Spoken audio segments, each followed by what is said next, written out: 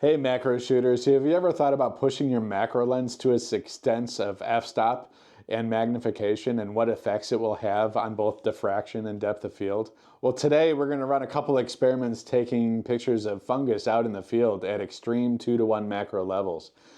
We're going to take some single shots at very high f-stops, at very low f-stops, and we're also going to do an extreme bracketing set of 500 images, take all this back to the studio, and compare what kind of results we can get.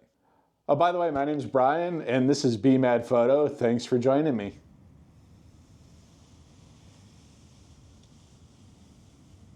Oh, and hey, before we jump out to the field, if you're passionate about street photography or macro photography or just photography and videography in general, consider hitting that subscribe button or the like button.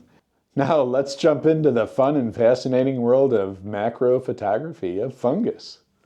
So for the bracketing set, we are going to start at f7.1, and I'm going to be taking a series of shots from this very close point, if you can see here, going back this way as it changes the focal plane, and then we'll stack all those images. And then I'm going to do just f22 single shot, and we'll compare the difference between a bracketed set at the ideal f-stop versus f22, maybe with some post-processing magic, and we'll see which is better. So I'm almost at 2x extreme macro on the 90mm macro. The tripod is solid. This tree is very large, so obviously it's not moving. This fungus is not moving whatsoever, even though there's a slight breeze.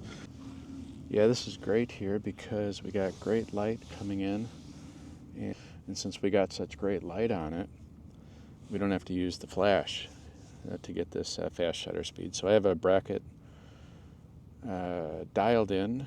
It's going to do up to 500 shots, and we are at f7.1, so I'm starting the bracket now. And it's on silent shutter. I just put a new battery in, so hopefully we don't lose power this time, because this does eat up the battery quite fast because of all the processing it's doing, but it's also just taking a ton of photos.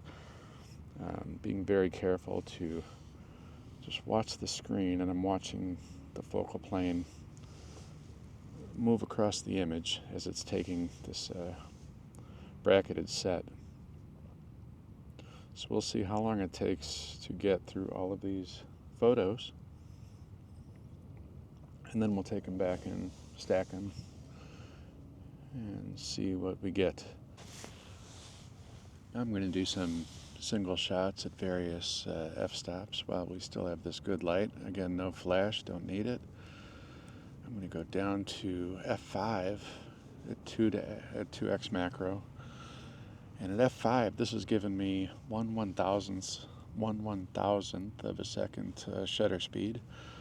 I have the 2-second shutter timer on, just to also reduce any camera shake. You can see what I'm doing is I'm just pushing the shutter, taking my hand off, letting the 2-second timer go down and get the shots. Then I'm adjusting the f-stop. Now I'm at f13, push the button, take the shot, f14. We're just going to keep rolling all the way up to f22. All right, so I think we got enough shots here to go back and check out in the studio what we learned today, and hopefully we got a few interesting shots. So let's head back and check it out.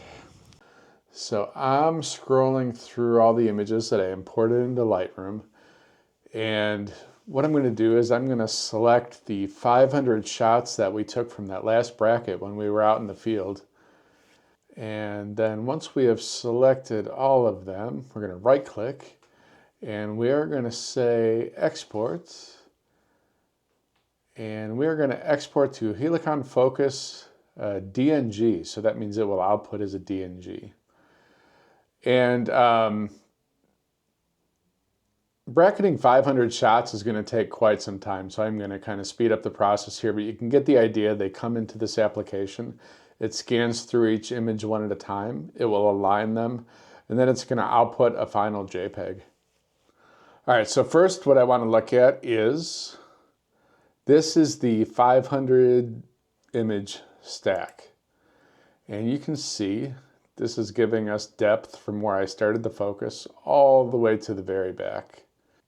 Now let's compare that to the single shots, and you'll see just how powerful bracketing is as opposed to single shot macro. And at f5 on the macro lens, you can see it is just this tiny sliver of part of it barely in focus. And as we go to f8,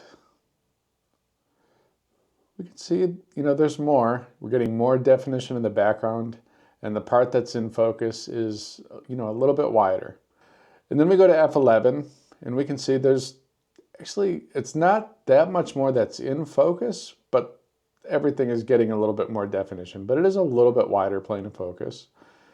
And let's just jump ahead to f22. So here is our f22. And we can see with f22, it is a little bit wider. And, actually as we zoom in, diffraction is not, that bad. I mean, aside from having more in focus, when we zoom in and look at some of these details, I'll go back to f8, it should be the sweet spot on this lens. So don't compare the amount that's in focus, but just looking at the part that is in focus. I mean, diffraction, sure, it's having an effect, but it's not that bad. And once we take this, if we want to use an f22 shot, and then run it through some sharpening, it's going to come out looking great. So kind of going back to the first f22 test video that I did, I don't think diffraction is as big of a deal as it used to be. Not because we've defeated physics, but just because we can run our photos now through software that will sharpen and improve the images to negate many of the effects of diffraction. But anyways, the king is still going to be bracketing. If you have a subject that is still, and you have the time and the patience, and you want to carry out a tripod, and either you have good light or you can, manage slow shutter speeds because there's no movement, and you want to take the shots and take the time to process them, bracketing is fun, and you're going to be able to get some really deep focus at the macro level, as we can see in this image here, which again, this is a 500 image photo stack. And just comparing it even to the f22, right? There's a drastic difference.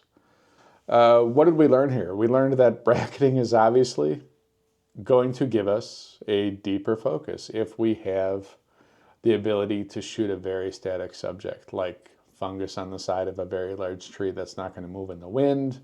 But anyways, let's wrap this up. I think this was very cool. Thank you for joining me on this quick little experiment of what we can do with this macro lens at extreme macro, and how we can, potentially overcome the issues of diffraction, or shoot at the sweet spot in the lens and use bracketing to take many images and put them together into a single shot. So thank you, everybody. My name is Brian. We'll have some more videos coming out really soon. In the meantime, check out this video here. Here's some macro I did back in the spring when we had some nice weather, doing what I love, insect macro photography. And we'll see you next time. Please like and subscribe while you're at it.